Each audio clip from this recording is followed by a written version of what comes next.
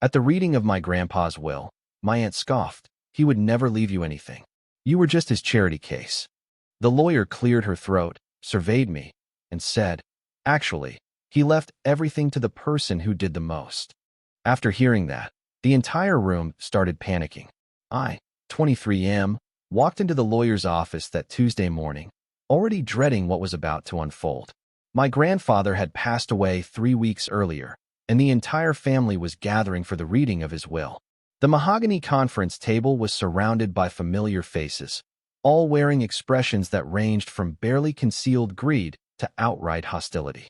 My aunt sat directly across from me, her perfectly manicured nails drumming against the table's surface. She had always made it clear that she considered me an outsider, the grandson who didn't really belong. My father had died when I was 8, and my mother followed 2 years later.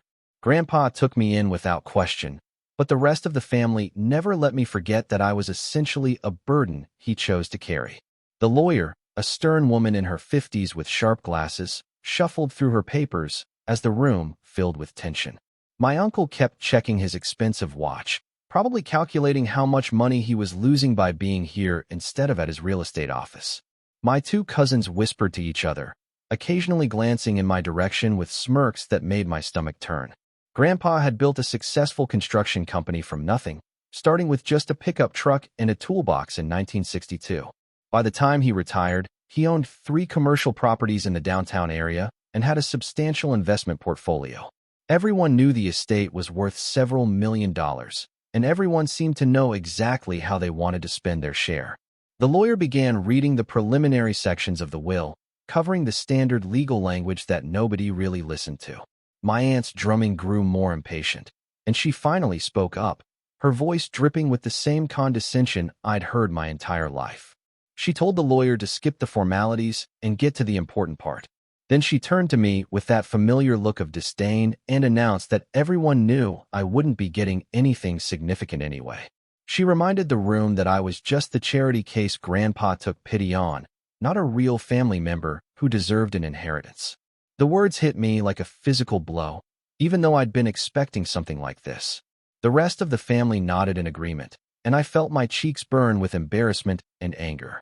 I had spent the last 13 years taking care of Grandpa, especially after his stroke 5 years ago. While they visited maybe twice a year, I was there every single day, helping him with medications, driving him to appointments, and listening to his stories about building the business. The lawyer cleared her throat loudly, surveying the room with a look that could freeze water. She announced that actually, according to the will, my grandfather had left everything to the person who had done the most for him over the years. She explained that he had been very specific about this condition and had kept detailed records to ensure there would be no confusion about his decision. The silence that followed was deafening. My aunt's face went pale, and her drumming stopped abruptly. My uncle leaned forward, asking what exactly that meant. The lawyer continued reading, explaining that Grandpa had documented every act of service, every moment of care, and every sacrifice made by each family member over the past decade. She began listing the criteria Grandpa had used to make his decision: who had visited him regularly during his illness, who had helped maintain his property, who had assisted with his business affairs, who had provided emotional support during his loneliest moments. The lawyer's voice remained steady as she worked through each category, but I could see the panic spreading across the faces around the table. My cousin demanded to know who was getting what, her voice rising to almost a shriek. The lawyer calmly explained that one person had scored significantly higher than all others in every single category. This person had visited daily, had managed Grandpa's medical care, had maintained his house and yard, had handled his business correspondence, and had been his constant companion through his final years. My aunt tried to interrupt, claiming that we had all contributed equally and that any documentation was probably biased. She insisted that I had manipulated an elderly man and that the will should be contested immediately. The lawyer held up her hand for silence and stated that my grandfather had anticipated such objections, which was why he had been so thorough in his record-keeping. She opened a thick folder and began reading specific entries from Grandpa's journal. April 15th of last year, when I spent the entire night in the hospital during his pneumonia scare. June 3rd, when I replaced the broken boards on his front porch while my cousins were on vacation in Europe. August 22nd, when I drove him to 7 different doctor's appointments in a single week because his mobility was failing. The entries went on for what felt like hours, detailing every small act of care I had provided without expecting anything in return. Meanwhile, the lawyer noted, other family members had visited a combined total of 12 times over the same period. The contrast was stark and undeniable. My uncle tried a different approach, suggesting that I had been paid for my services through room and board. The lawyer responded that Grandpa had addressed this concern as well, noting that I had insisted on paying rent even after graduating college, and that I had covered most of the household expenses during his final years when his medical bills were overwhelming. The revelation that followed shocked everyone, including me. The lawyer announced that not only was I inheriting the entire estate, but that Grandpa had also established a foundation in my name to continue supporting other young people who had lost their parents. He had wanted to ensure that no child would ever feel like a charity case the way his family had made me feel. My aunt's composure finally cracked completely. She accused me of elder abuse and manipulation, threatening to take the matter to court. She claimed that I had isolated Grandpa from his real family and turned him against them.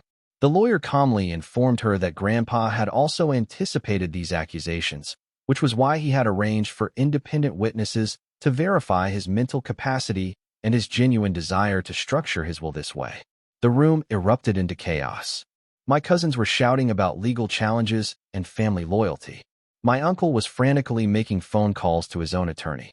My aunt was threatening to expose what she called my manipulative behavior to everyone who would listen. Through all of this noise, I sat quietly, trying to process what had just happened. The lawyer approached me and handed me a sealed envelope, explaining that Grandpa had written me a personal letter to accompany the will. With trembling hands, I opened it and read his final words to me. He had written that he knew the family would react badly to his decision, but that he couldn't let their treatment of me continue without consequences. He explained that he had watched them for years, waiting to see if any of them would step up and show genuine care for an elderly man who had worked his entire life to provide for them. Instead, they had treated him like an obligation, visiting only when they needed something or when guilt became unbearable. The letter continued with Grandpa expressing his pride in the man I had become despite their efforts to make me feel unwanted. He wrote about watching me grow from a scared, grieving child into someone who understood the value of family loyalty and unconditional love. He wanted me to know that I had never been a charity case to him, but rather the greatest gift life had given him in his later years. The final paragraph brought tears to my eyes. Grandpa had written that he hoped the inheritance would give me the freedom to build my own life without worrying about their approval or acceptance. He wanted me to use the foundation to help other kids who needed someone to believe in them the way he had believed in me. Update 1. The legal challenges began almost immediately. My aunt hired an expensive attorney and filed multiple motions claiming undue influence and mental incompetence. She seemed genuinely convinced that she could overturn the will through sheer determination and aggressive litigation. What she didn't count on was how thoroughly Grandpa had prepared for this exact scenario. The lawyer revealed that he had been working with a team of legal experts for over 2 years, ensuring that every possible challenge had been anticipated and defended against. He had undergone multiple psychological evaluations to establish his mental capacity, and had recorded video testimony explaining his reasoning for the inheritance structure. More importantly, Grandpa had kept meticulous financial records showing exactly how each family member had contributed to or detracted from his well-being. The documentation revealed that my uncle had actually borrowed significant amounts of money from Grandpa over the years, money that was never repaid despite promises to do so. My cousins had used Grandpa's credit cards for personal expenses during their visits, treating him like a personal ATM rather than a beloved grandfather. The most damaging evidence came from Grandpa's medical team. His doctors, nurses, and therapists all provided statements confirming that I was the only family member they had ever met during his treatment. They testified that Grandpa had frequently expressed concern about what would happen to me after his death, worried that the rest of the family would abandon me completely once he was no longer there to insist on my inclusion. 3 months after the initial reading, my aunt's legal challenges collapsed entirely.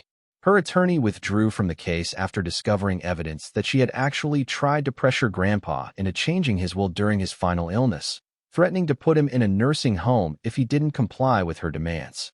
The recorded conversations that Grandpa's security system had captured made her threats clear and legally damaging to her position. Update 2. The inheritance process took nearly 6 months to complete, but eventually I found myself the owner of 3 commercial properties, a substantial investment portfolio, and enough liquid assets to establish the scholarship foundation Grandpa had envisioned. The family's reaction to their complete legal defeat was predictably dramatic. My uncle's business suffered when word spread about his treatment of his father and the failed legal challenges.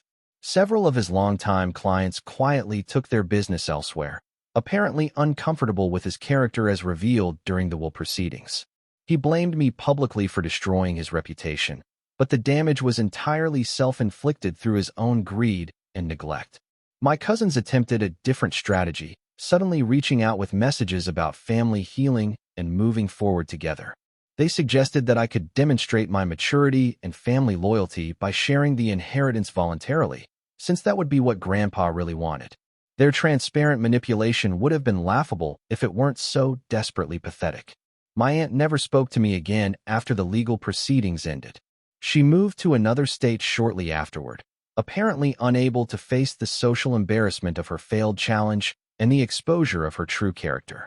I heard through distant relatives that she continued to tell anyone who would listen that I had somehow cheated her out of her rightful inheritance, but her audience grew smaller over time as the truth became widely known. The Scholarship Foundation launched 8 months after Grandpa's death, with the mission of supporting young people who had lost their parents and needed assistance with education and basic life stability. The first recipient was a 17-year-old girl whose situation reminded me powerfully of my own younger self. Scared and uncertain, but determined to build something meaningful from tragedy. I kept Grandpa's house and continued living there, maintaining it exactly as he would have wanted. The garden he loved so much flourished under my continued care, and I often found myself talking to him while working among the tomato plants and rose bushes we had tended together for so many years. The commercial properties proved to be excellent investments, generating steady income that allowed the foundation to expand its reach significantly. Within 2 years, we were supporting 12 young people with scholarships and mentoring programs, creating the kind of supportive community that Grandpa had always envisioned. Update 3. 5 years have passed since that transformative day in the lawyer's office, and the ripple effects continue to shape my life in ways I never expected. The foundation has grown into a regional organization supporting over 40 students, with a waitlist that grows longer each year. The success stories that emerge from our program would have made Grandpa incredibly proud. One of our early scholarship recipients graduated medical school last year and now works at the Children's Hospital where Grandpa received some of his treatment. She often tells people that the foundation didn't just pay for her education, but taught her what it means to invest in someone's potential when they have no one else to believe in them. My relationship with the extended family remains permanently severed, but that loss feels more like liberation with each passing year. I've built meaningful connections with people who value genuine relationships over financial obligation, and I've learned to recognize the difference between family by blood and family by choice. The commercial properties have appreciated significantly, allowing me to expand the foundation's scope beyond just educational support. We now provide emergency housing assistance, job training programs, and counseling services for young adults aging out of foster care or dealing with family loss. Each program reflects something I wished had existed during my own difficult transition to independence.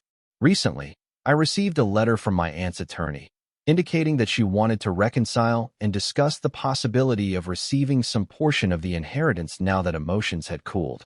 The letter suggested that Grandpa would have wanted the family to heal and move forward together, implying that my continued refusal to share was somehow dishonoring his memory. I didn't bother to respond. Grandpa's journal entries, which I continue to read whenever I need guidance, make his intentions crystal clear. He wanted to reward genuine love and care while ensuring that manipulation and greed received exactly what they deserved.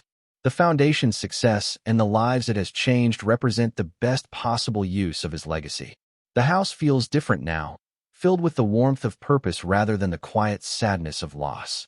I host foundation events in the backyard where Grandpa and I used to work together, and I can almost feel his satisfaction in seeing his home filled with laughter and hope again.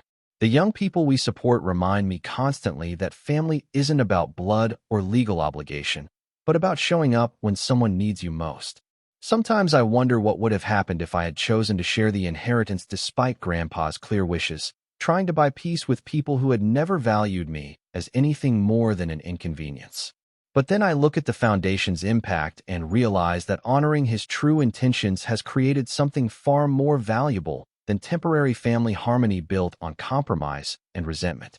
The revenge was never really about the money or proving anyone wrong. The real victory was learning to value myself the way Grandpa had valued me, and using that self-worth to build something meaningful that continues to change lives every day. His greatest gift wasn't the inheritance itself, but the confidence to stop seeking approval from people who were never going to give it anyway.